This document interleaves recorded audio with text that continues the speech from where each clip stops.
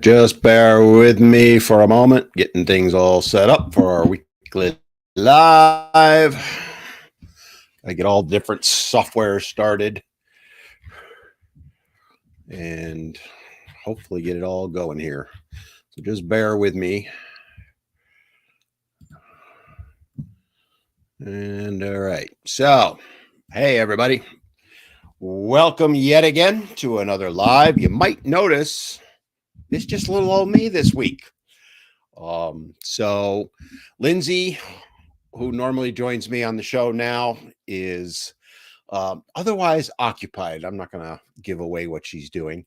But we still got to have a good show. We're going to kind of revert back to what I used to do when it was little old me, and talk about some things that, or something that I think needs to be discussed a little bit more, and something that honestly can be pretty controversial, and it shouldn't be.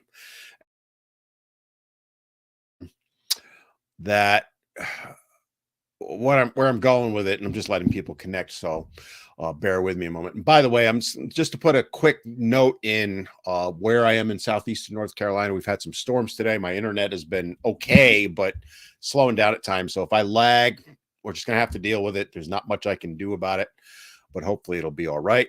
But today I wanted to kind of talk about something that I've talked about many times in my videos on the various social medias. I've talked about with regard to meeting with politicians about various things. I've talked about it in media, like newspapers and magazines that I've written for, which is the lack of support networks that are available for men. And if you really look into it, it would shock you at actually how little there is, right? Now, I do want to put a caveat in on this, which is that I'm going to be talking a lot about government funding in particular as we go through this, and I want to get your input on all of it.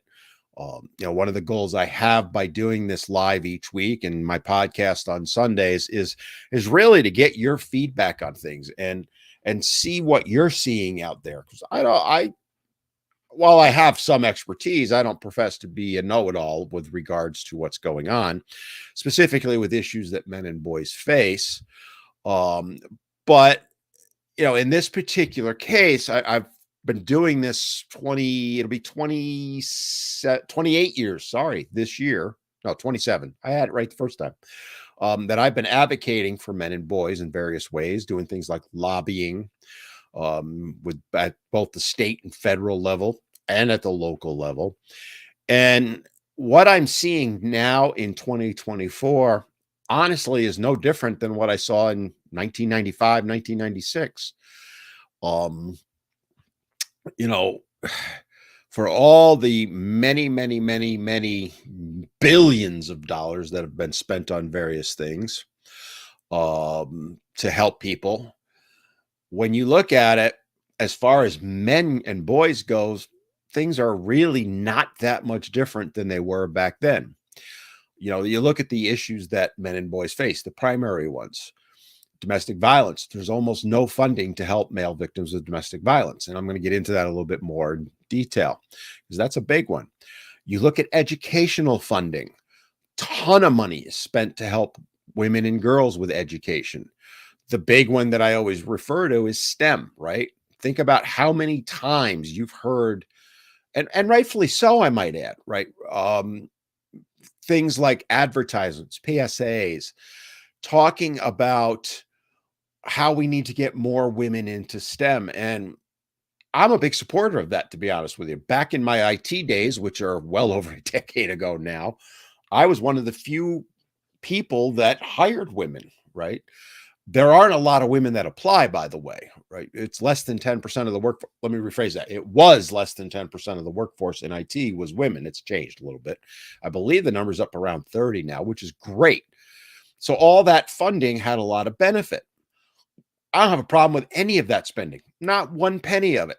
What I have a problem with is, though, we haven't spent a dime anywhere that I can find to support getting boys and young men into what's known as HEAL, which is health, education, administration, and literacy. Another way to put it is things like nursing, teaching, that kind of stuff.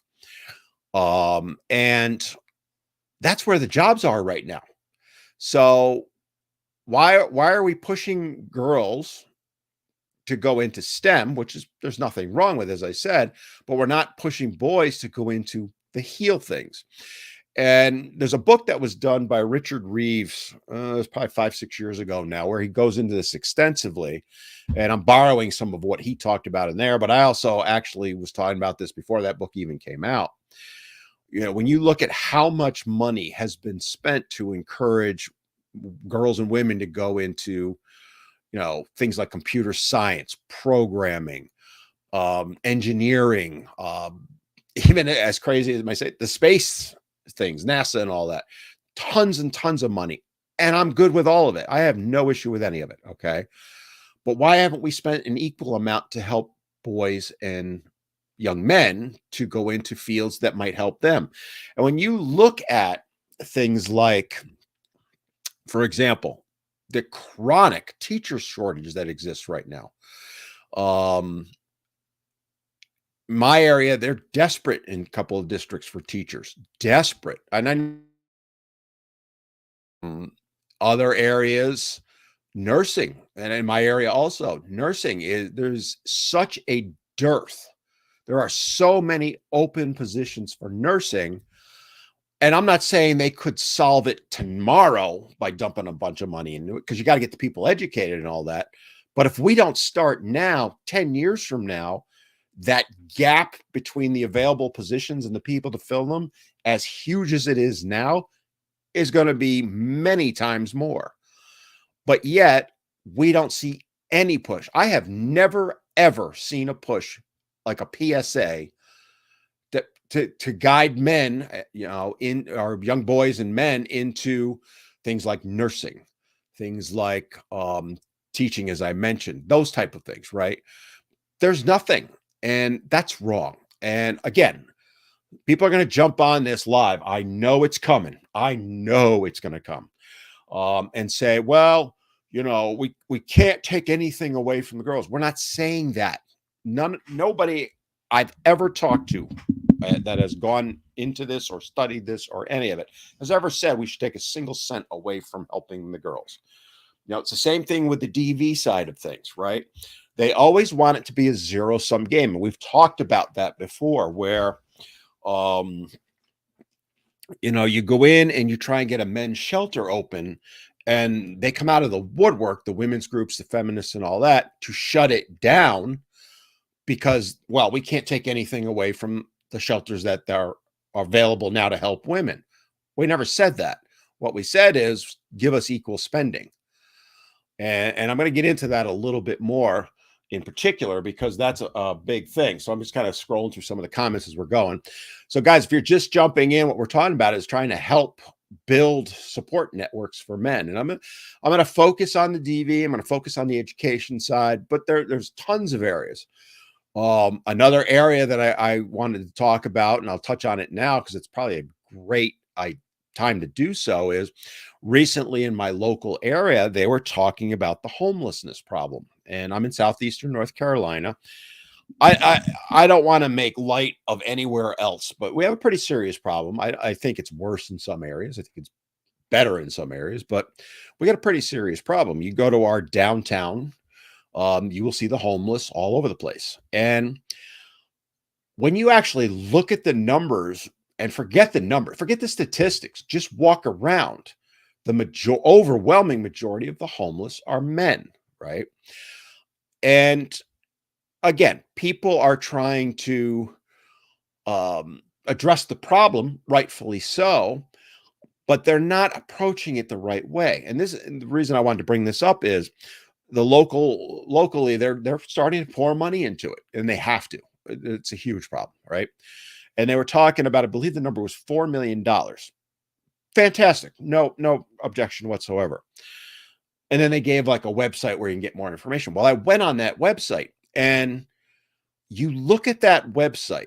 Now, let's understand the homeless probably aren't going to look at it. I understand that because somebody will make that argument to me. But if you look at that website, you wouldn't know that they're going to help men. It was really bad. I mean, in the sense that, and you see this by the way with the domestic violence sites, they don't they don't phrase things that would encourage men to take advantage of it. And homelessness, I'm not an expert on it, all right, but I do have a good friend who's been active in that whole thing for better part of a decade now, and he and I have talked about it many times, and he says they're going about it all wrong. I'm not going to get into that. I don't want to get into the whole politics behind all that. Okay. But one of the issues that he even mentioned, which kind of raised my awareness of it, is he said the way they approach it is they don't encourage the men at all. And I said, well, what do you mean? He goes, when, and again, I've never been there when it's happened, but when they come in, they're segregated in the area he's in. And he said, the men are funneled off to one area that's not as good as the women. And I went, what? How can that be? And I won't get into the details, but essentially, to use his phrasing, not mine, the men were put in the basement, whereas the women were put in the main area. And he's in the north where it's very cold. And they have these times that, they have the wind chill is going to be like, say, 30 below. They get a mass influx and they are overwhelmed, to be fair. But again, his words, not mine, but it was a very interesting point, something I never considered. And then when I had that in the back of my mind when I was looking at that website, because again, if we don't encourage men, if we don't speak to men in men's language, right? There goes the internet again. And that's why I kind of want to talk about all of this right now, because we could throw all the money at things in the world. If we want to fix things, one of the big issues, especially with support networks for men, whether it's domestic violence, whether it's education, and I'll touch on these, whether it's homelessness, whether it's mental health issues, right?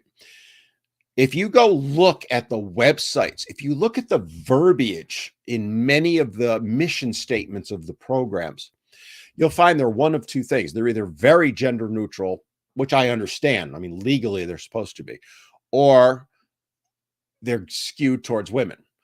A beautiful example of that is the Violence Against Women Act. I call it VAWA, some call it VAWA. I'm going to use VAWA because that's what I go with. And I had a gentleman on my podcast this past Sunday, who many of you may know, Cousin Carl, who's a TikToker primarily. I do think he has a YouTube also. You can go check the podcast out, and I have links to his stuff on there. But Cousin Carl was talking about, and I were talking about VAWA and how when that bill was first done, and you may not know this, but the bill was written by and largely got passed by Joe Biden, who's our president now. And it has been funded to the terms of billions and billions of dollars. But it's named the Violence Against Women Act. Now, if you've ever dealt with politics and you don't understand this, they love to put fancy names on things to make them sound good, right? Because who would ever say, I don't want to support helping women who've been subjected to violence? You'd have to be a complete whack job to say that you don't want to help female victims, right? So hence they named it the Violence Against Women Act. The thing was, when you looked at that original act, and I have, it was completely written based on the Duluth model. They came out in conjunction pretty much, and essentially barred men from getting help. I mean, I'm being a bit strong there, a little bit of hyperbole there, but not too much, right? And the shelters have used that since then to deny men assistance, right? To the point that it actually ended up being taken to court and went to the Supreme Court. SCOTUS ruled on it. And they had to go back and revise the bill in 98, I think it was, somewhere in there, and force domestic violence shelters to have some sort of funding to help men, which puts them where they are now, which is when you look at most shelters, there are exceptions, but most shelters, including the one I was affiliated way back when, they'll have beds for women. They won't have beds for men. And that's the difference, right? So again, you take something like the Violence Against Women Act. I have no qualms with having a Violence Against Women Act in general, okay? Fully support helping female victims, 100%. But it's not that. It's more about denying male victims, right, by using that name. Why couldn't we have had the Violence Against Victims Act? I don't know, VAVA or whatever. I'm trying to think out loud. But you get what I'm saying, right? Is for all of the billions and billions of dollars that have been spent on VAWA, and I believe the budget in 2024 is somewhere around $1 billion, which is a little bit less, if I remember right, than they had before. But anyway, none of that funding funds a male shelter. There are over 2,000 shelters for women in the United States alone. Virtually one in every city, decent sized city.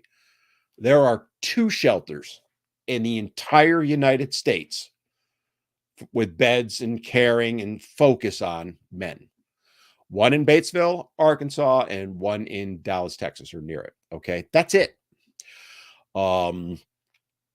Thank you, Logical. Billion up for 400 million. Yeah, the funding kind of dried up a little bit, and then they refunded a little bit more. Think about that for a second, right? So 50 states, 2,000 shelters, doing simple math. I know it varies on the state, but roughly 40 shelters per state, right? I think we can agree with that. For women, 2, dos, de, zwei, whatever language you want to use, for men in the entire country. And their funding is and the reason I'm bringing that up is to illustrate another point, right? And I'll get to all the comments. I see them popping up, which is a friend of mine who I've had on my podcast before. Some of you may know him. His name is Bill Corbett. He's from Veteran Fathers. He's down in Atlanta, Georgia. And as part of that organization's mission is to address the lack of services that are available to help male victims of domestic violence. Because even though they're a Veteran Fathers group, they're trying to help all men. But in specific to their mission statement, veterans, men in the military, go through tremendous amounts of domestic violence directed at them, and there's no help for them. The military doesn't help them, right? So when you look at things like that, you would say, well, yeah, we should have something, right? So Bill is trying, and his people, when I say Bill, it's his organization, right? But I know I was talking with Bill just yesterday. I talk with him almost every day. The struggle they're having is even being listened to, right? When you're trying to open a domestic violence shelter, and I've talked about this in the past, I was part of a group 20 years ago, 2003 up through 6, 7. We were trying to get a shelter open in upstate New York for male victims of domestic violence. At the same time, I was lobbying for shared parenting, lots of things going on. And I was meeting with politicians daily in many cases. And I would bring up, there's no shelters in the state of New York for men. Well, there's domestic violence shelters and they're helping. No, they're not, right? Because I would point out that, as I said before, while there are beds available for women, which is the key indicator whether a group is helping, right? They go by how many beds do you have? A little behind the scenes there. I said, there's no beds for men. Well, what do you mean? They help them. They give them shelter. Not really. See, what they give the men in most cases is a voucher to a local hotel. Not hotel, motel. Misspoke there. So the area where I was, the shelter I was affiliated with, again, I ran a domestic violence group for male victims. All right. Average week, I've talked about this many times. I had between 12 and 15 guys in there per week. Okay. Yes, some rolled over week to week, but in general, I had 12 to 15 guys a week that could have used help in some form. And they were getting none. They had my group, right?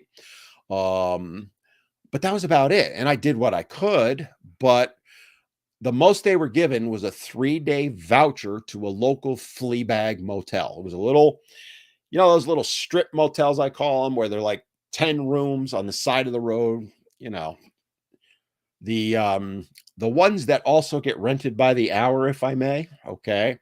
They're also, by the way, the same one. Not Rachel said Motel 6. They weren't even that, Rachel. Okay. Not even that. Okay. These were very small places. There was 2 they were given vouchers for, and they were, by the way, this were the uh,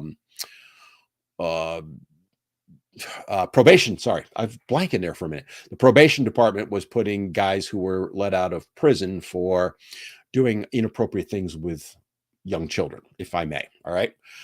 Same thing. So if you're a guy who's being abused and you want to leave the house and get some safety and you want to bring your children, that's where they were going to give you a 3-day stay there. You weren't given any financial support. You weren't given any legal support, nothing. Um, and that's why I was doing what I was doing, going, this isn't right, right? Upstate New York, near the Albany area, where I lived, um, nothing. And like I said, my group was 15 people on a given week. Take that to a city like New York City. That 15 becomes 150, right? And I know the numbers are higher than that. But there was no help whatsoever. So we tried to get a shelter open in upstate New York. And we had a house that was going to be donated by someone that had 6 bedrooms. It would have been small, but it would have been a start, right? It was going to be our proof of concept, if you will. And we did all the work for it, the budgeting and all that. We were going to have the house, but it was a disaster. It was not livable. Okay. It's why they donated it, to be honest with you. But I had a contractor that was willing to do the work for free. He couldn't pony up for the materials. And the materials were going to be about $100,000 just to get it, getting equipment, beds, anything else. So we were lobbying New York State, the legislator, to say, give us the 100,000 so we can at least get the place built out. And then we'll try and get another 100,000. This is 20 years ago, for things like beds, food, and all that. And then we can work with corporations and all that, right? You've got to have a place before corporations are going to throw money at it. We never got there. To this day, there is not a single shelter in New York State to help men 20 years later. And I had legislators, some were pro, some were con, some were very con. Well, there's already plenty of help, or that's a federal government thing, because VA was a big deal back then. But you get the idea with it, right? And I would sit there and go, why aren't you willing to help men? Well, they're not as victims as much. And we knew back then, they knew back in the 70s and 80s that men were victims as much as women were. This whole belief that it's mostly women is false. And we were sharing that data with them that we had, and they didn't believe it. That more and more data is coming out. I mean, recent studies are showing, in fact, it might be that men are the victims more. And I'm not going to get into all that. I want to stay on point with all this, but you get what I'm saying about trying to get a shelter open. And the reason I share the historicals to talk about now with Bill. So Bill's trying to get a place open called Daddy's House. And I've talked about it before, which would be a shelter for male victims of domestic violence, not just military members, even though he's veteran fathers. Okay. It's for any male victim. And they're going to be located in Atlanta, Georgia, but they would take men from anywhere and try and help them. But taking it further, and this is why I love working with Bill and I consider him a dear friend, is his vision, and his organization's vision is, this is the proof of concept, right? We get the first one built in, say, Atlanta, then I can get one built in Raleigh, North Carolina. I'm in North Carolina, right? I'm not in Raleigh, but let's say Raleigh or Charlotte or where I am, Southeastern, wherever, right? Then we get one built in, I don't know, Chicago or San Francisco or New York City or Missoula, Montana. I don't care, wherever they are. But we try and get at least one in every state, because right now there are 0 in 48 states and 1 in 2 states. Can we start with that? Bill is running into huge problems getting funding. And I'm working with him, and he's put together a business plan, because when you're trying to get money, you have to do a business plan. There's a whole rigmarole you got to go through. What he's done, and I'm kind of reviewing it with him and giving him suggestions, because I've written one before. What he's done is brilliant. It's if you actually were to read it, and one day you'll be able to, you would sit there and go, there's no way this shouldn't be funded. But yet he's already getting pushback on it, and it shouldn't be that way, right? Again, we're not saying, if we're giving $1 billion to VEWA, keep it there. Why can't we give $1 billion to open a shelter in every state for men? Why can't we? That's what we're asking for. To Bill's point, the budget ballpark to get started is about $500,000 to $1 million. Let's see. I'm going to use $500,000.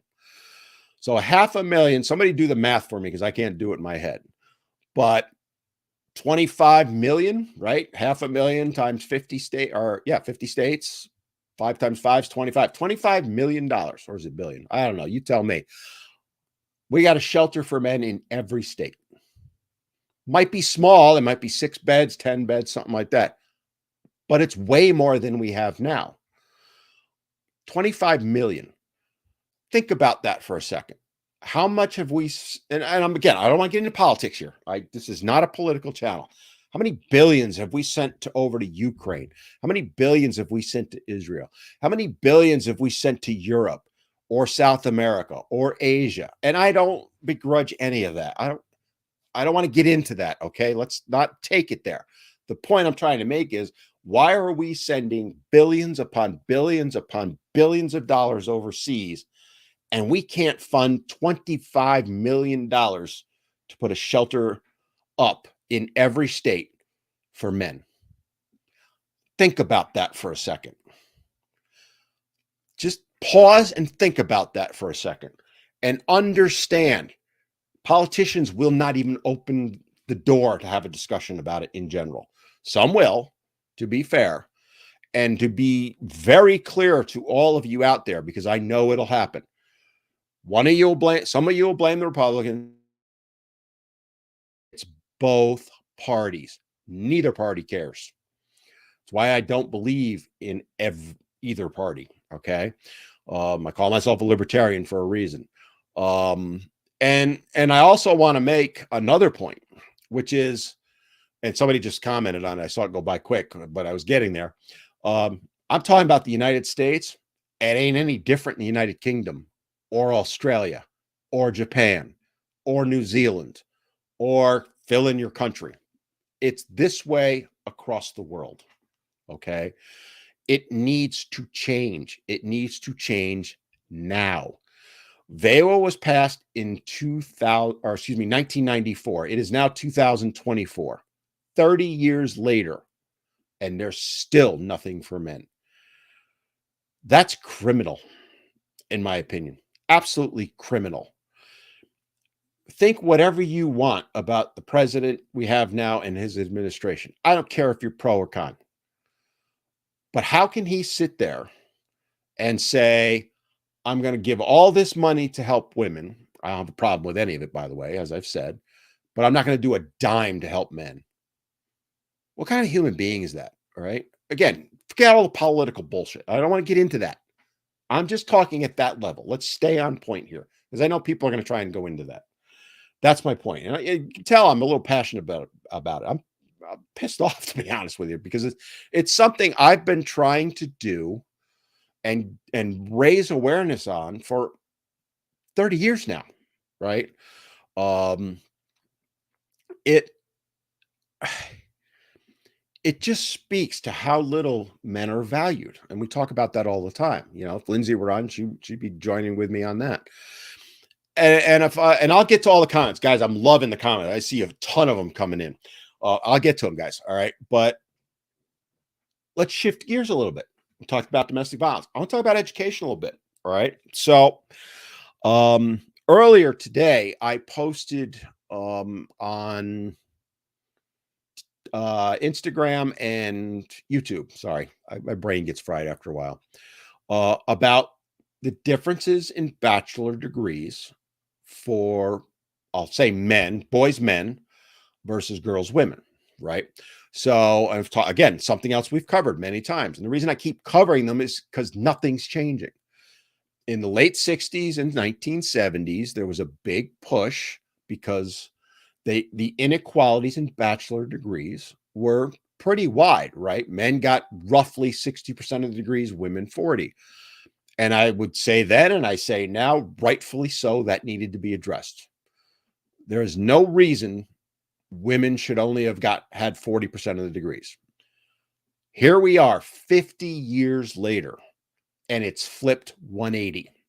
And I did a little bit more in detail on if you want to go over to my YouTube channel or you want to see on Insta, it's a written thing. So that's why it's not on, say, TikTok or some of the other places. But 50 years later, when you look at it, it's flipped 180.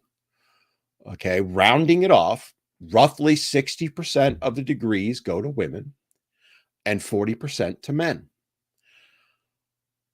When was the last time you heard anything brought up about it, other than by, say, someone like myself? And that's not to pitch myself or some other person that speaks out on men's and boys' issues.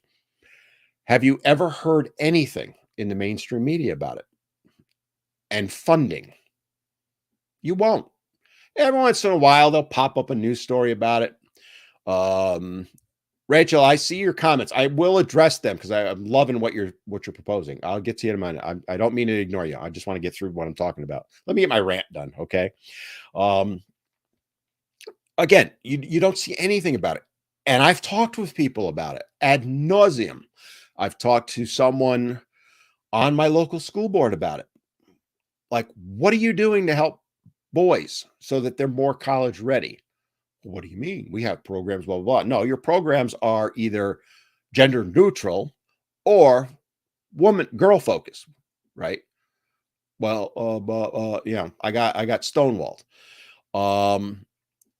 Yeah, ex-Canadian, hello from the Cayman Islands.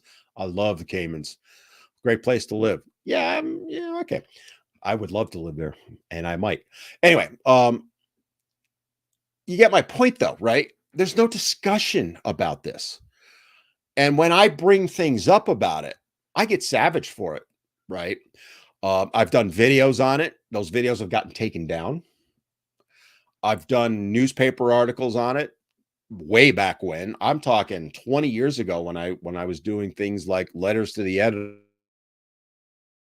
Periodically would get a Sunday, back in the day, my papers don't exist anymore for the most part. Paper that was in my local area, the Albany Times Union, would allow me to do, you could do a guest. So I wrote about this it's probably about 16, 17 years ago, somewhere in there, this specific problem. And the amount of heat that they took because of that article was unbelievable. Like I was talking with the editor afterwards. He goes, "Yeah, we ain't doing that again." I'm like, "Why?" He goes, "Because it was not good." In the letters and the editors and all that stuff. Fast forward to now on social media, you bring this up, and the likelihood is you're going to get savaged for it or banned simply for having a discussion about how we need to help boys, one, graduate high school, because they don't graduate anywhere near the levels the girls do. They're far more likely to get suspended out or to leave on their own, right? Quit. They're far less likely to get a degree, period. And they're far, far less likely to go on to college. And there's a lot of reasons for it. Some of it has to do with boys know if they go to college, they're taking a huge risk that they're going to get nailed for harassment and stuff like that. So they're avoiding it. Um, but we're not encouraging it. When I say it, I mean discussion. We're not encouraging discussion. We're never going to get the solutions if we can't have a discussion. Yet, if you follow me at all, you know how I get savaged on all the social medias just for talking about it. And they go straight to things like, you hate women, you hate girls. No, I don't. I've never once advocated for a single cent to be taken away from any woman/girls program. Not once. And I defy you to find something. But that's what they jump to, right? Um, and it needs to change. We need to build systems, support networks to help them, to help these boys get through, even get a high school degree, let alone bachelor degrees.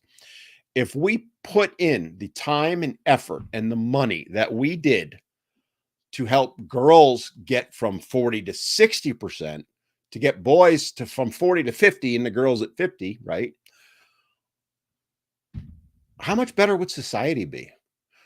And I know people have already come at me on saying, well, the whole education system's broken, blah, blah, blah. So they want to get away from the topic, and they introduce straw man argument to get away from it. Well, nobody should go to college.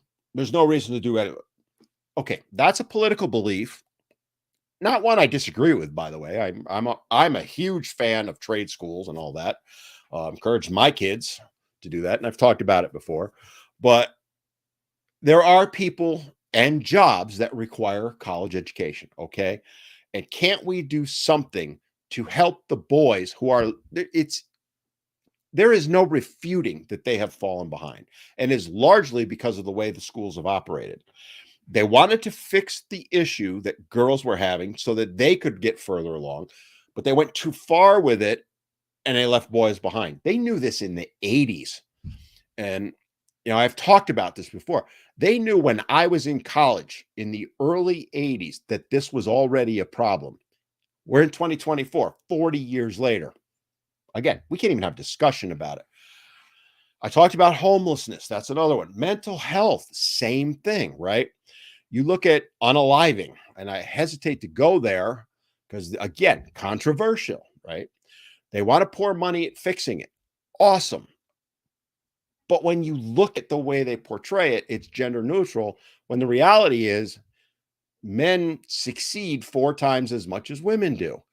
We need to be speaking to the men. And when I say by speaking to them, it's, I talk about funding, I talk about PSAs and all that.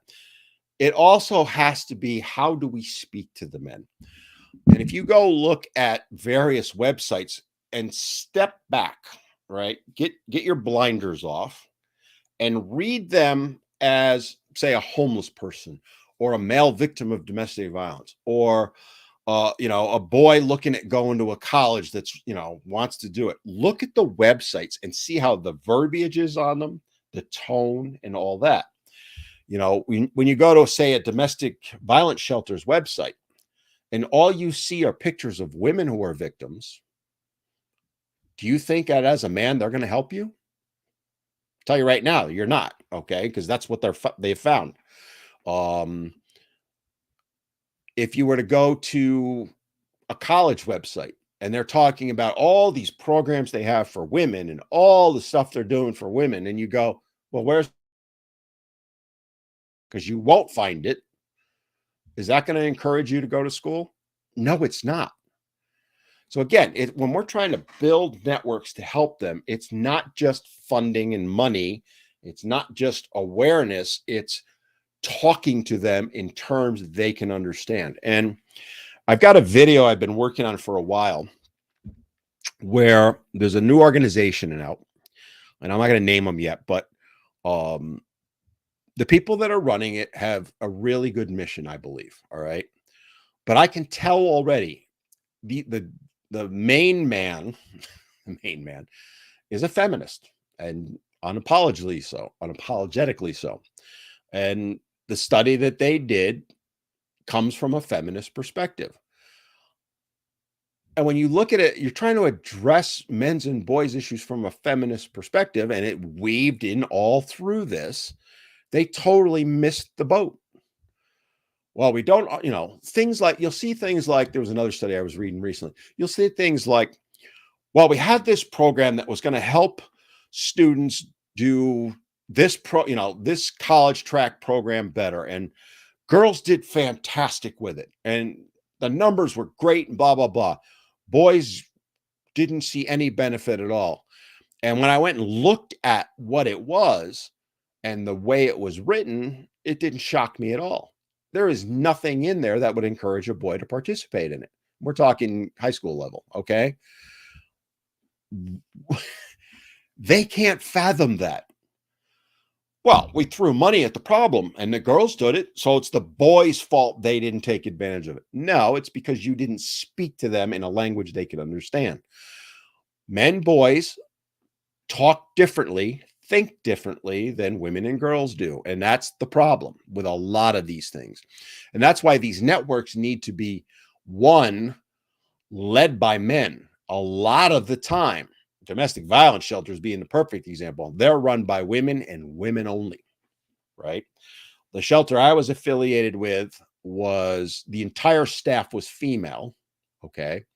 The board had a couple of males on it, but they weren't allowed to go to the shelter, right? So there was the office and then there's the shelters in a separate area. I was trying to help male victims. I wasn't allowed to know where the shelter was because I was a threat. Here I am, a victim of domestic violence, counseling male victims of domestic violence, but their belief was that I was a danger to any woman. Says it all, doesn't it? Same thing with the board members. So here's people that are helping to run the shelter, make decisions on the shelter, who are male, but yet aren't allowed to know where the shelter is. The only way you can assume that, the only assumption to get from it is they view every male as a threat. And that's exactly what they said behind doors, not in front of the doors, right? That's what I'm talking about. So when you're trying to help men, when you're trying to, make changes to that, it can't be run by women. You cannot do it any more than I would say the opposite. Sorry, I need a quick drink. If you're trying to help women, women need to be the ones driving it. All right. If you're trying to help men, men need to be the ones driving it. And again, this new organization that's out there, and again, I don't want to put them down or anything. I've actually reached out to the leader to come on my podcast to have this discussion. If they're going to come at it as feminist men, it's fine that they are. I don't care that they're feminist men, but you're not going to get anywhere. I'll tell you right now, you're just going to get funding and you're going to go, well, it's not working. Well, I know why it's not working, because you're not considering the fact that you're talking to men and telling them they need to be better men to help women, as opposed to saying, geez, you got a problem here. You're homeless. You are a victim of domestic violence. You are fill in the blank, and we're going to help you because you're a man and you need help, as opposed to saying, well, we know you're a victim of domestic violence, but women have it worse and we're going to focus on them and you're a danger, so we can't give you any help. That's exactly what's going on. That's my point. Okay. And I'm going to jump in the comments in a little bit. I just wanted to get that out there. And as you can tell, I'm pretty passionate about this stuff because men are suffering, right?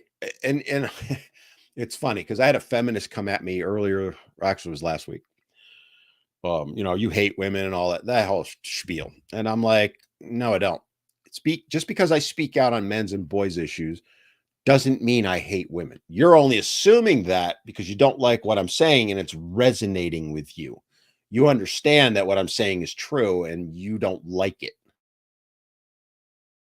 Right? So, I don't want to get too deep in the weeds on it, but the takeaway that she was getting from it all was that anyone who speaks out or tries to help men hates women, as I said, but it was also that we can't help men. They don't deserve it. And that's another issue that we see, right? where I'm going with it all is the lack of society. Forget men and women, just society in general. The lack of value that they place on men. They see men as disposable. They see men as something that's there, but not really needed until, of course, they do need us. You know, I would venture to say, I'll bet you there isn't many women in the Ukraine right now that don't appreciate that the men are out defending them. Okay. Um, but you get my point with it all, right? And when I have these people come at me and I try and speak to them just as in the tone I'm speaking with you, and of course they know they can't counter my arguments because if you step back and think about it, they're true, right? There's no denying it. Um, they resort to, well, you hate women, and that's where it is, and that's you'll hear it from politicians, you'll hear it from the media, you'll hear it everywhere. And again, it goes back to my whole contention on this: is if we're going to build support networks for men, then one, men need to be the leaders of it, and two, we need to allow for the possibility that men matter, that they actually have some value to society. And then it's going to go to another thing. And I again, I'm going to get into the comments in a moment, but the other thing they'll often say is, well, then men need to do something about it. They need to fund it. Why would you make that argument? If we're spending $1 billion a year of public funds to help women's shelters, why are you opposed to taking $1 billion of public funding to help build men's shelters? Why do you want to say, go, you men need to take care of it yourself, when we aren't telling women to do that? It's a fallacious, yeah, boy, my brain just went. It's a false argument. That's what I meant to say. It's one designed to obfuscate the problem. Okay. Um, it just is where we're at. So let me throw out to you guys that are listening, and I'm loving all the comments, and I'm going to jump into all of them. Let me know what you think. What do you think we need to do? How do we get this moving forward? And I've seen some people asking some questions of me, and I'm going to address them. But I want to get your opinion. Why do you think we're at where we're at? And I'll throw one out more thing out there before I jump to the comments, which is this: men need to step up themselves. And I don't mean monetarily, yes, right? So I would love to go to Bill and say, I've had, 50 followers of mine give $1 and give them $50, right? By the way, if any of you do want to donate, I'll do a shameless pitch. You can go to my profile, you can go to the link tree in it, and I have a link to donate to Daddy's house. Okay. But men won't do that. They won't even speak up for themselves. And that's the other issue. And that's a separate from this. I don't want to get too deep on that right now. I want to focus on how do we get everyone to see, not just say men, you handle it, but everyone to see that this needs to be addressed. All right, let me jump into some of the comments. You're going to see me looking around as I get different screens open. I'm going to do the blanket thank you for all the kind words, because I get tons of them. I also, real quickly, I want to do quick shout outs for those that have done the little gifts. Be like a tree for the crown. Thank you. Joe for the rose. Thank you. Ex-Canadian, the heart. Jason Asset, the hanging. That doesn't sound good, but I thank you. Jesse for the TikTok. Appreciate all those gifts. It helps support the channel. It helps keep the channel going. This, by the way, for me to run this channel, it costs me several dollars a month, and I don't mind it to a point, but it's getting a little pricey. So if you want to support me, feel free. All I'm going to say. All right. So questioner over, let me go back. So Quantum FX said you really do a really good job. Well, thank you. I already did the blanket. Thank you. And then questioner right after said, men and women need to speak up on the abuse that men and boys go through. We need to be organized like the feminists. Spot on, right? Kind of what I was just talking about. Men need to organize. Men need to stand up and be heard. Oh, wow. Where have I heard that before? Men need to be heard. Right? We need to start sharing our stories.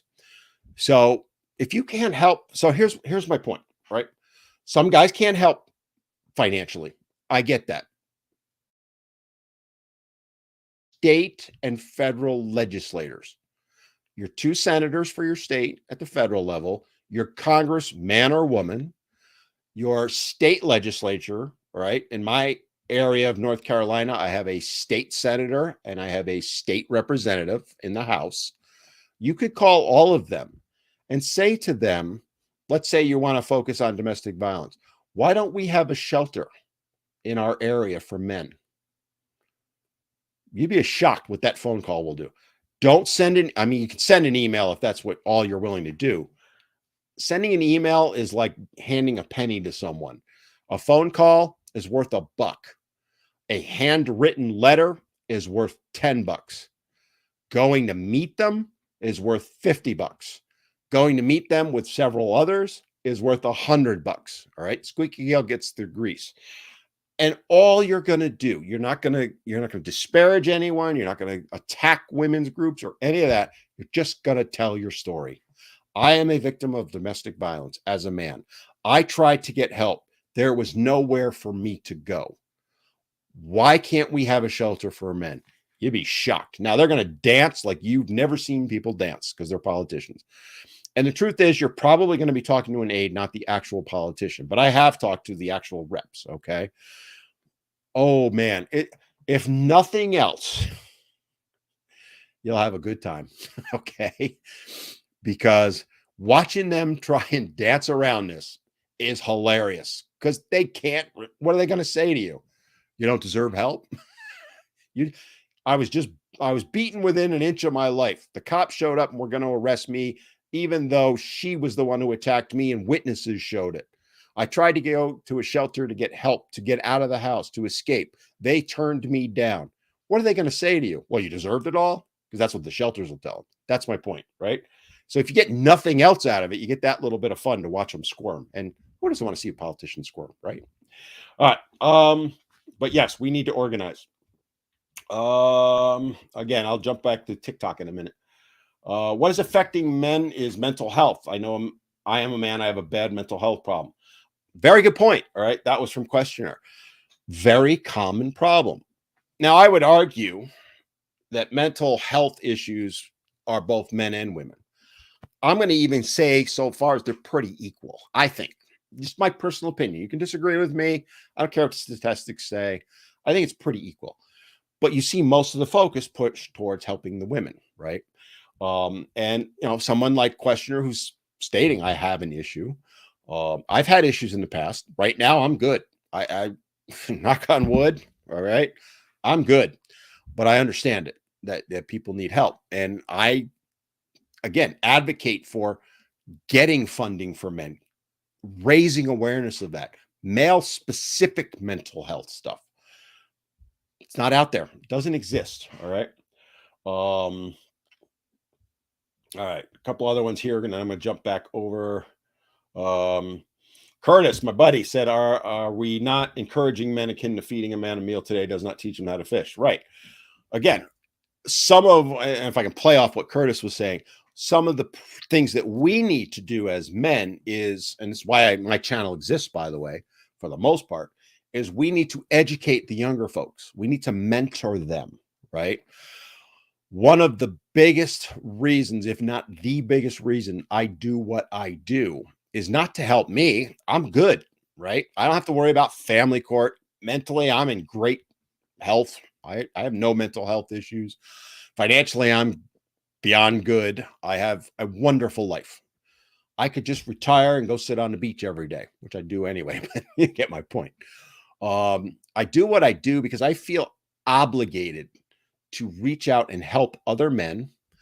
And, sometimes it's being a dad to them. Sometimes it's being a grandfather to them. Sometimes it's raising awareness. It's why I do what I do, because I don't want the younger generations. And when I say younger, I'm talking 50, 40, 30, 20, even younger. Okay. I'm 60. If I can help one guy, it's worth all the time and effort. And I have, and that makes me feel good. And that's what more of us need to be doing. We need to reach out to one another. We need to be the support for one another. To the point that was made earlier about men need to come together and help each other out. There's a key point, right? Is if you see someone's in trouble, that's a guy, you need to help him. It doesn't have to require a lot of effort. I hear from guys every day. I can't possibly keep up with it all. I wish I could. And I apologize to anyone that's reached out to me and I haven't replied. I get hundreds upon hundreds of DMs, emails. I am a one-man operation. I can't possibly respond to everyone. So that's where I say we need to get other guys doing what I'm doing. And if your bud down the street, your neighbor, your coworker, you see him struggling, just go up and say, bro, you okay? That's it. That's all you got to do. He'll tell you, right? He'll tell you. He may not right away. So ask him again the next day. Dude, you said you were okay, but you sure? No judgment or any of that. You're helping just by doing that. To that point, the questioner followed it right up. Some men are not getting help because of no father figures. That's my point, right? Society took fathers away from the children. That is a spot on truth. Okay. It's approaching, I believe, 50% of the households have no father in them. That's not good, especially for boys. We need to step up and help each other out. If you have, let's say a neighbor, I'm trying to think of a hypothetical situation. Let's say you have a neighbor who's got a young son, let's say an 8-year-old son, and you're in your 40s. And it's a single mom household, no dad. You don't know the situation. It could be she drove him off. It could be he left. Who cares? It's irrelevant why the situation exists. Take a few minutes out of your day. Go to the mom and say, hey, can I play catch with the boy or video game or whatever? You're going to have to build trust. I get that. But if you were to go over to the mom and say, hey, I see your son sitting playing video games all day. I'm looking for someone to throw a ball back and forth with and play catch. It sounds hokey and old school. Gets the kid outdoors. You're engaged with him. It benefits you every bit as much as it benefits him. And it's fun. That's what I'm talking about. Okay. You see women do that, by the way, a lot. You don't see men do that. And again, I get the whole women don't trust men and all that. Men are going to do stuff to boys.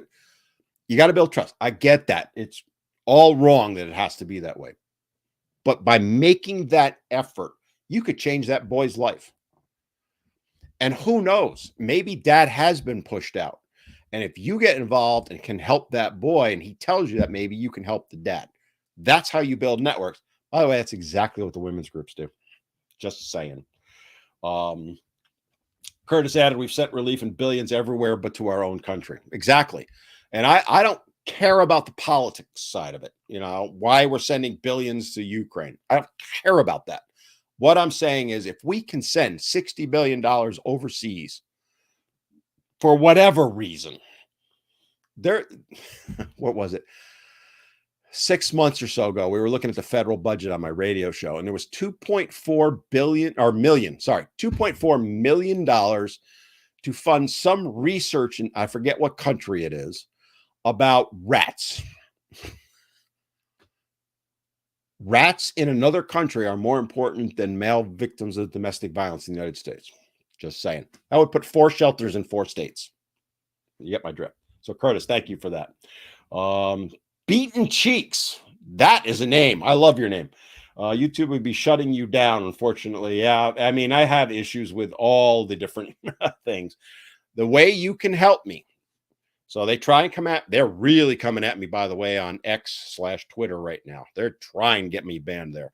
The way you can help me, I saw Queen of the Band is on earlier. She gets banned all the time.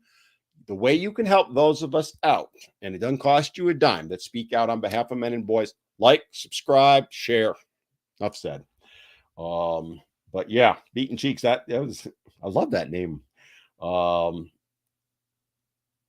just reading through some of the comments here. I'm just I'm picking out all the good stuff. There's conversations going back and forth. So JC66 said, if they can't buy your vote, you're not getting anything under the current system. He's not wrong. You're not wrong. That said, to that point, thank you, Beaten Cheeks, for the wow, that was amazing. Thank you. You're on YouTube, you'll know what I'm talking about.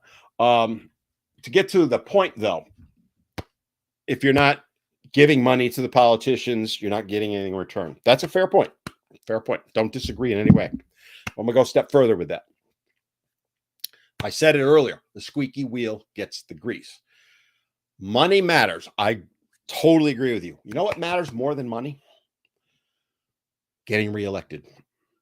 If you can make them believe you can affect their reelection, that's how you get what you want. More than any amount of donation you make. They want to stay in power, okay? And this, I've talked about this, I don't know how many times. This is how the women's groups, they know if there's an issue they want a politician to favor them on, they will simply put out an email. Now, National Organization of Women was masters at this back in the day. They've kind of faded a little bit. But they would say, I'll use a perfect example. I'll give you an actual real life example. All right. Remember, I was talking just a little while ago about the domestic violence shelter for men. They put the word out. The politicians we were talking to, because they were there at times too, got hundreds, thousands of emails, phone calls from women. The National Organization of Women put the word out and they got a response, and it scared the politicians. With us, our group was about 80 people, of which about 15 were active. If you're a politician and you're worried about getting reelected, let's say for state house, whatever state you're in, right? You might have, depending on the state, let's say 50 to 100,000 constituents. I'm just picking a number. Don't read into that. Actually, let me change it. Let's go federal. Federal House of Representatives. Every member of the House of Representatives has roughly 800,000 constituents. Okay. That's why they build things the way they do and have all the, stuff. They break it down so everybody has an equal number, right? Of those 800,000, let's say you've got 10,000 women emailing you going, I want you to support VEWA and not support male victims. And you've got 4 guys contacting you going, hey, we need help. Who do you think you're going to listen to? That's exactly how it works. At every level, local, state, federal. You want to scare a politician, and I've talked with guys about this many, many times. Many times. You want to scare a politician, make them know that you're going to do everything you can to affect their reelection, and you've got the manner to do that, meaning you've got the troops, okay? Last election, last November, locally, there was a mayoral race. Now, I know mayor is not really involved in this, but it was a tie, right? I'll call it 6,000 votes each. 1 vote change, either way, would have affected that election. So when I even say if we only had 4 guys in our group, hold on. I lost TikTok. There we go. We're back. Sorry. I told you guys I have internet problems today. If we had 4 guys that we could have gotten to change our vote, let's say in that race, we would have had our person. The women's groups are masters at doing just that. So anyway, let me continue on.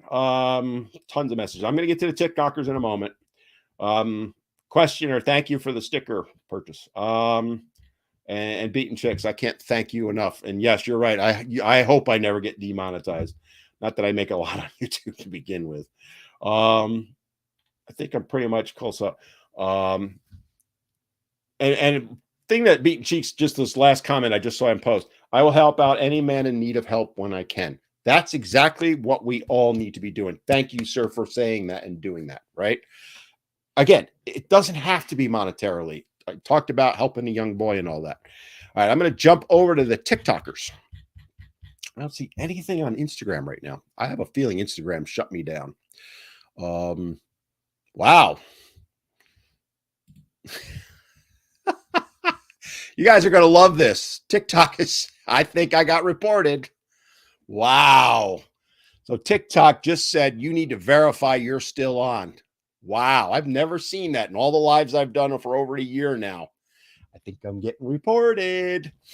Not surprised. Wow. All right. Mark Anthony, thank you for all the roses that you just sent. All right, I scrolled all the way back to the beginning. Hopefully I'll stay up on YouTube. See, I knew this was going to happen. Leo said, I actually have news for you from the midst of Europe. We now have a case on TV with exactly what you are talking about. No help for men, all power for women. 98% of all cases in court, kids, go to the women. I'd like to know more about that. Is this something new? I'm scrolling through your messages.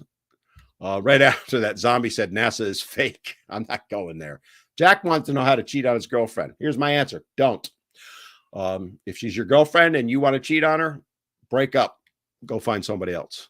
Dave said, afternoon, boss. Kyle, my son is trying to be a nurse. Costs lots of money. Is hard to get through, and the wages. Very good point, Carl, right? It is expensive to get a college degree to begin with, but nursing in particular can be very expensive. There's programs out there to help women. There's scholarships. Are those same scholarships available to men? Yes, they are. They legally have to be. There are some exceptions, but the overwhelming majority have to be. Internet's hokey again. The problem is they make the women aware of those scholarships. They don't make the men aware of it. So to your son, if he wants to be a nurse, a suggestion I'll give him, and I know my local hospital has it, reach out to the public affairs department of your local hospital and ask them if they have I call it an apprenticeship program, where you make an agreement with the hospital that they'll pay for your schooling or a portion of it. You're going to work at the hospital as an apprentice, essentially, and then agree to work for a certain period of time afterward. Covers the cost of your education. Yeah, you're making a commitment for a couple of years, but it's well worth it. So reach out, and hopefully that is available in your area. Jensen said, if I was a guy, I'd be afraid to teach kids because people could claim they are creeps. That is the reason why men are leaving the teaching profession. And again, it talks to what we're talking about, right? There is such a shortage of teachers, period. Male teachers in particular. And that is the ones that are there are leaving in droves. I'm aware of a school. Somebody made me aware of this not too long ago. There were 5 male teachers in an elementary school. Someone made an allegation against one of them. This was a year ago, roughly. All 5 teachers have left. It's now a 100% female teacher school. And they left because of that threat. And the guy was ultimately, by the way, acquitted or found innocent, or, it was unfounded, I think was the term they used. Yeah, guys are very much afraid to go into teaching for that reason. And it's a valid concern. All right, Rachel, I wanted to get back to you. I run a DV nonprofit. When I look for resources specific for men, I found very little. Rachel, I want to ask you, and maybe you touched on it later on. I'll get to it. What happened when you tried to find them or get them? What was the responses you were getting? I'm assuming you were trying to get like money and all that stuff. I would be curious to know, because again, my stuff's out of date. Bill is trying now, and he's getting stonewalled everywhere. So I'm scrolling through. I'm a legend. Love your lives. You're welcome, Justice. I'm not a legend. I'm just who I am. All right, let's see. I'm just scrolling through. There's tons of comments, guys, and I apologize. I'm not going to read them all. Angel Warriors and one of my regulars. Hey, Angel, how are you? It's to keep men and women divided, then united. Divided, then united, and realize men and women need each other. Yeah, I mean, that's what you find with a lot of this stuff is they're trying to divide men and women, and they've made it to the point where men need to be very cautious around women, which is why they're not teaching. I'm going to keep it on topic here. That's why they don't go into nursing, by the way. That fear that teaching, you're going to get accused of something. Same thing happens to nursing. Let me touch on something thank you for that, by the way, because it triggered something else. Think about nursing homes, right? So to be fair, the majority of people in nursing homes, and I forget the exact numbers, but it's something like 3 to 4 to 1 are women, right? So for every 4 women, there's 1 man, 3 women, whatever the number is. All right. And fun fact, if a man goes into a nursing home, he gets swarmed by all the women. Okay. He has a field day. I'm just saying. I have someone who's very much in the know on nursing homes. The point is, when you look at the staffing in nursing homes, in many cases, the people, the CNAs, The nurses, all the people who take care of the residents are female. It is not uncommon there isn't a single male there. I want you to put yourself in the position as a male. You're a 75-year-old male. You need assistance taking a shower. And all that's available to help you is women. Or here's another one. You think, oh, he's going to enjoy that. You have to go to the bathroom because these residents need help getting on and off the toilet and cleaning themselves up, trying to put it politely. And you think you're going to be comfortable having a woman do that? Now, if you think so, fine. Now reverse it. If it's a woman on the toilet and a man's got to clean her up, how you feel now? Oh, yeah, right. There's no men in that type of healthcare. That's what I'm talking about. We need to guide people into being CNAs, LPNs, RPNs, all that stuff, just for that reason, right? Don't those men deserve some dignity? You know? Rachel said, my nonprofit signed to this fund this in 22 and 23 states got their money, then pulled services. I'd be curious what state that is, Rachel, if you don't mind telling. Logical with 1 billion up from 400 million. They've thrown billions into VEWA, billions. And I would honestly say it's done some good, but not a lot. And that's their word, not mine. Fozcat said, I'm proud of my 20-year-old son who's actually men's mental health. That is freaking awesome. I love that. I love that. Tell him I said thank you and attaboy. So, all right, Princess Amber. I missed something here. Does who what get? Hang on. I missed something. Hold on. So Princess jumped in and she was asking questions. Sorry, I'm not trying to put her down in any way. Please don't think I am. She wanted to know like the money and all that. The funding, I guess, is where it is. And yeah, as Logical jumped in, thanks Logical for covering having my back on that. Almost none. Intake forms ask for things that programs can ask for grant money. Yeah. So again, I've talked about this in the past and I won't spend too much time on it, but when you go into the domestic violence shelters, they have what are known as intake forms, right? I literally witnessed them when a guy came in, took his intake form and went like this into the trash when he walked out the door with no help. So it was never tracked that he showed up. That's another way they skew it. All right. Don't think they don't do stuff like that. They ain't doing bad. John said they ain't doing shit for their own veterans, much less. Yeah. And if you're not following veteran fathers, go follow them. Bill talks about those issues a lot. They're a terrific organization. It's one of the reasons I'm shilling for them because I believe in what they're doing. You know, you talk about the VA and the lack of funding there. All right. If you don't want to help male victims of domestic violence, why wouldn't you want to help male veterans who fought and died for our country? And oh, by the way, you'd be helping the females too. Politicians won't do it. They'll send billions and billions overseas, but they won't spend money to help fix the VA, which is, from what I hear, a disaster. Devo, why are you so based? You are very wise. Because I'm old. It's the lack of hair. Thank you for the kind words after that. Logical. They hid the true numbers because they want inequality. Yeah, they are. Right. So I saw somebody else, and I'll probably see it in a minute, talk about Erin Pizzi, who I have reached out to, and I'm hoping to get on my podcast.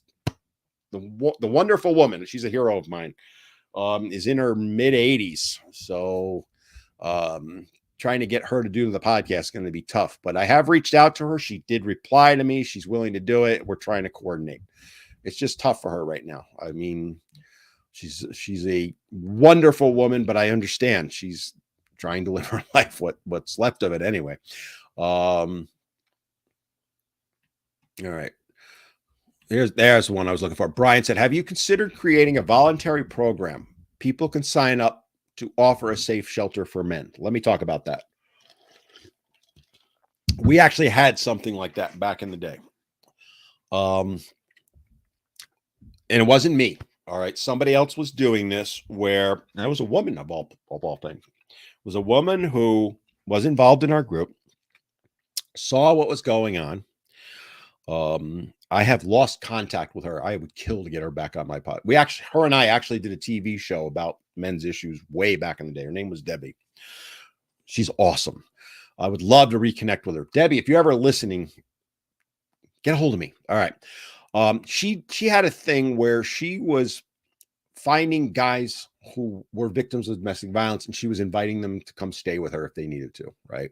She only had, I think, 2 bedrooms or 1 bedroom with 2 beds, whatever.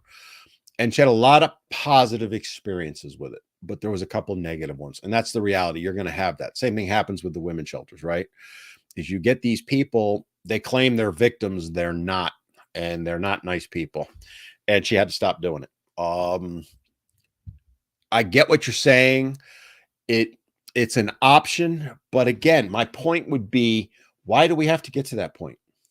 Why do we have to have a volunteer program for men, but we're going to throw $1 billion to help women? I'm genuinely asking, why should men have to have a volunteer program to help each other out when women don't? Get my point? All right. It's so Brian's like, with the advent of social media platforms, is just creating a Facebook, Insta, and TikTok page. So let me talk about that. You guys are awesome when you bring these things up because you jog my memory. If someone created a program like that and put it up on social media, it would get banned in hours, if not in days, if not hours. Bill is running into that. He's trying to get Daddy's House open, a male shelter for domestic violence. They are attacking it. They have tried to get his Instagram taken down. They have tried to get the Twitter page for it taken down. They're not attacking Bill. They're attacking Daddy's House. They don't want it to exist. So with those type of programs, and we all know how, the various social medias ban those of us that speak out about men's issues, it would never survive. They will not allow it. And by they, I'm talking about those who just don't believe men should get help. I'm going to leave it at that. How are you doing, buddy? All right. I'm trying to catch up on messages because it's not politically popular. He's talking about why they don't address it. And we don't have a strong lobbyist with no financial. It is partly that, right? If you want a lobbyist in DC, I considered it. To have a legitimate lobbyist in DC, pay them because they can't do it for free. Okay. You're talking $300,000 to $500,000 minimum. All right. Someone like myself, I spend hundreds of dollars a month doing what I do between the softwares and all this other stuff that I do. Right. What I make on the various social medias doesn't cover a third of it. Not even, hell, last month it didn't even cover a tenth of it. I made next to nothing last month. Okay. But I soldier on. I do what I do. There is no funding. So until men are willing to pony up to get a lobbyist, I just told you. Now, having said that, there's 7 million divorced men that are fathers, I should say. If each one of them gave $1, you'd have 3 lobbyists, 4 lobbyists, 5 lobbyists. That's how you're going to have things, but they won't do it. All right. And I don't know why. We've talked about that before. Rachel said, have you tried to partner with several nonprofits for DD to support the project for men's shelters? Yes, and been told to go F myself. Literally. They will not even consider it. They will not discuss it. They have pushed back. They are the ones who stopped the shelter in New York. So to answer your question, yes, we have, and they're the ones who oppose us the most. Just saying. Ex-Canadian again. Hello from the Caymans. So quick side note. Love the Caymans. Probably some of the best snorkeling I've ever done. I would love to live in the Caymans. I probably could live like a king there. Don't let the locals hear you call it the Caymans. They don't like it. Well, what do they call it then? Curious. Angel said it's a systemic attack to get rid of men because men are the protectors. No men equals tyranny. Amen. If you want to know who has the power so you can't criticize, and there's your answer. I just kind of addressed that. I'm trying to catch up on the messages here, guys.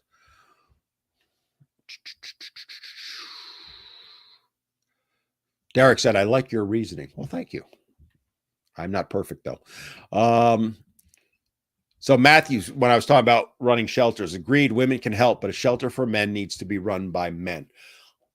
Amen to that, right? And it was probably a year ago now, I had Randy on from the shelter in Arkansas. And I'm going to reach out to the one in Texas pretty soon, have one of them on. And he was talking about, he was the one who ran. I think he's now left because he had to move. But another man took over. But it makes a huge difference. We talked about that on the podcast, is having the ability to have a man there, because again, men and women communicate differently, and women struggle to understand how men think and talk.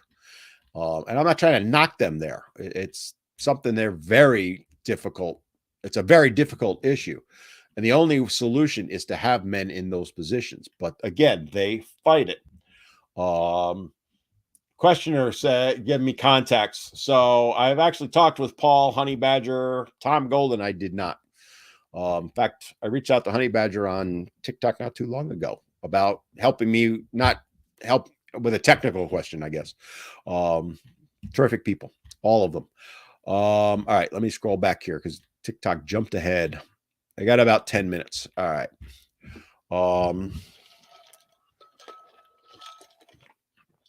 So, Queen of the Band, I stand with men, but I'll never be a man that is a victim. There's a difference. She's making a great point there. So, she's a wonderful person.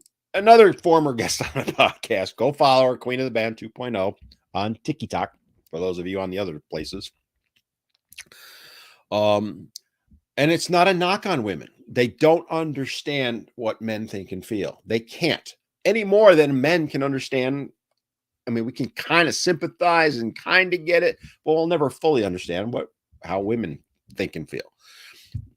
We need to stop trying to do away with that difference, because you're never going to do that. We're not all the same. We need to acknowledge that difference and put the programs in place, the networks, with that difference in mind. That's one of my key points that I always make. For all the awesome work she does, she's right. She can never understand what I've been through any more than I can understand what she's been through. All right. It's not a knock on her. It's not a knock on me. She's a woman. I'm a man. We think differently. And she's as close to thinking the way I do as probably any of the women. Lindsay's the other, right? It's why you need to stop knocking that or trying to do away with it and acknowledge it. Angel said men suffer a lot more in society than society is led to believe, and not just at the hands of other men. That's a very key point, right?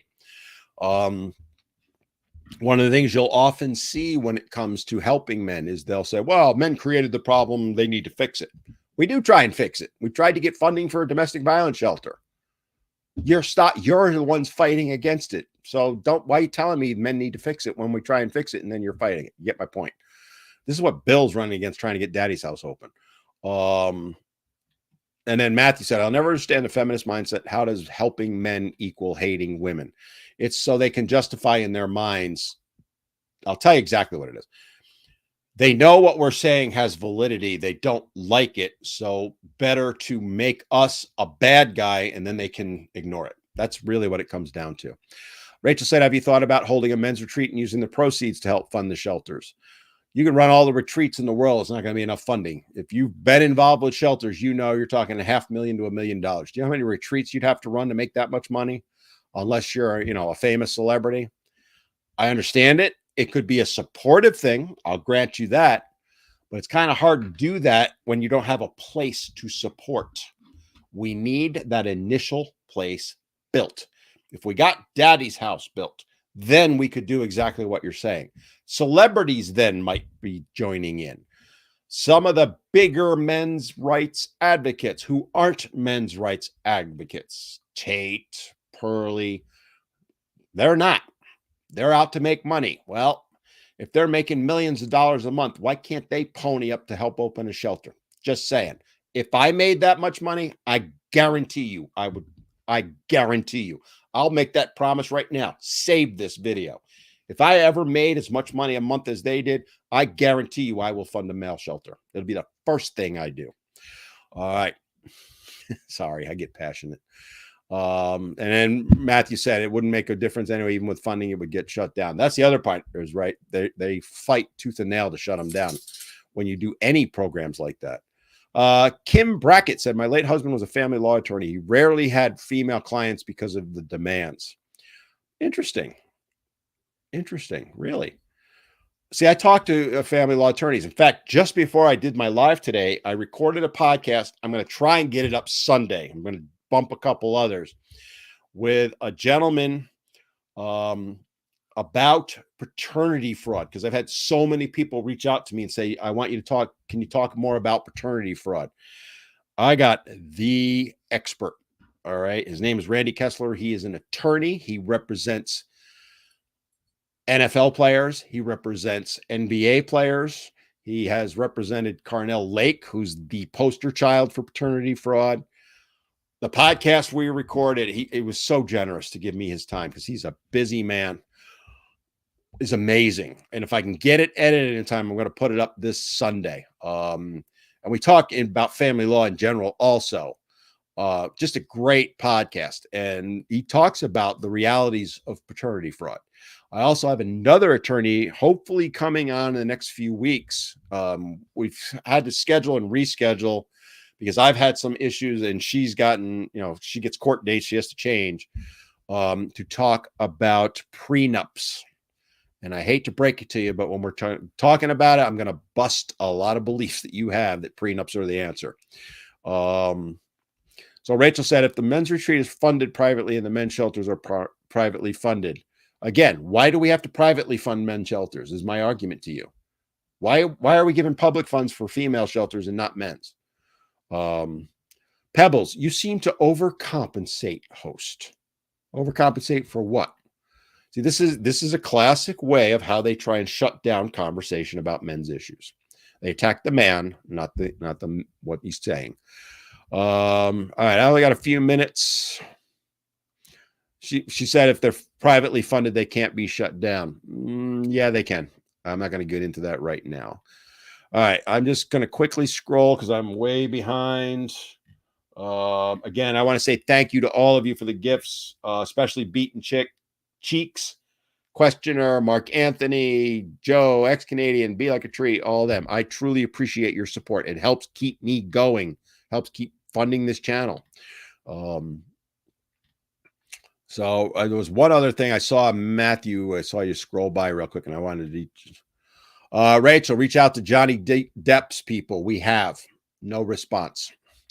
We've already done all that. Have you spoken with Father's Family Coalition of America? I actually have. In fact, I do need to reach out to them again. I want to get one of their leaders on the podcast. Matthew said, Tate and Pearl just say controversial things for clicks and views. Bingo. Wish I had a bell to go with. Yep. I'll give you the golf clap. I don't give many of them. And by the way, I don't begrudge anyone trying to make money. None.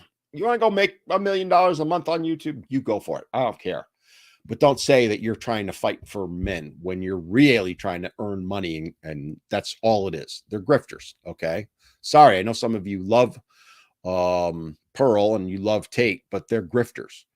And if they really weren't, if they are truly caring about men's issues, show me the money. I'll challenge both of them publicly right here. To help get that shelter open, each of you give $250,000, and you both claim to be millionaires. So you got the money. You do that, I'll pony up. I can't pony up that much because I'm not worth that. You make more in 5 minutes than I do in a month. All right. Roscoe said we have a men's shelter movement here and no shelters, but they were. Yeah. So anyway, it's, again, we only got another minute or two and I got to wrap up. You get my point, I hope, right? It's something we all need to start speaking out about, right? I do what I can. There's people, many people, Queen of the Band is another one that was on here today. Some of the other ones, Beaten Cheeks and all them, they speak out. We all need to start doing that. You need to share your story. When I say share it, it could be on social media, but I understand some of you can't do it there for a wide variety of reasons. But you can reach out, as I talked about earlier, to your local legislator and say, here's my story. I had nowhere to turn. Why? And just sit back and watch. Reach out to the media. If you see a story in the media where they're talking about, like I just did, right? We're going to help fund the homeless, try and help the homeless problem. We're going to spend $4 million. I reached out to the reporter on that and I said, that's awesome. By the way, did you ask them why it's so focused on women instead of men? I haven't heard back, but you get my point, right? That's what we all need to be doing. And that doesn't cost you a dime, guys. All right. On that note, a couple quick plugs, if I may. As I referenced earlier, last week's show, which is up on YouTube, Spotify, all the main podcast hosts, is about VEWA. It's what triggered this conversation today with cousin Carl, who those of you on TikTok probably know who he is because he's awesome. We talked in depth about VEWA, how it affected him. He shared his story. I talked a little bit about how it affected me. We talked how it's been weaponized to create and push the silver bullet. Go check that podcast out. Watch it, like it, comment on it, share it so that it goes further. The show I'm hoping to have up this Sunday on the podcast. Hopefully. And if it's not, it'll be another one. But the one I recorded today, if I can get it up, I will. Don't do it. I know what I just said. It came out of my mouth. I know. Is about paternity fraud. You want to watch that, even if you think you're not a victim, because I learned stuff. Family show. I learned stuff I did not know, and I thought I did. I've researched this extensively. All right, go check that out. If you're on the TikTok, if you're on Insta, if you're on Twitter, follow me on all of them. Linktree, go in there. You'll see all my links. On that note, I'm going to wrap it up. There was one thing that Leo wanted to know. How can I reach you for a talk if you are interested in find time? Look, I'm going to be blunt with you. All right. And my time is my time. If you want to meet with me, I do 1 hour consults and you can go into my Linktree and it's a coaching. So there's a fee for it. All right. It's $75. I'm not going to hide that fact. You can also email me, but I get hundreds of emails. I may or may not see it. Do not DM me, guys. If you really want to talk to me and you want help with a specific problem, coaching call. All right. If you just want to, in general, reach out to me, say hi, whatever, email me is your best bet. I get hundreds upon hundreds of DMs. I can't possibly read them all, let alone respond. All right, guys. Been a great show. Hopefully, Lindsay will be back next week and we'll do another Boy Meets Squirrel. But this was awesome, too. I loved all the comments. I appreciate all the gifts and the support and all that. You guys are why I do what I do, right? And you're helping me to help you and all men and boys with the issues that we face. See you next week.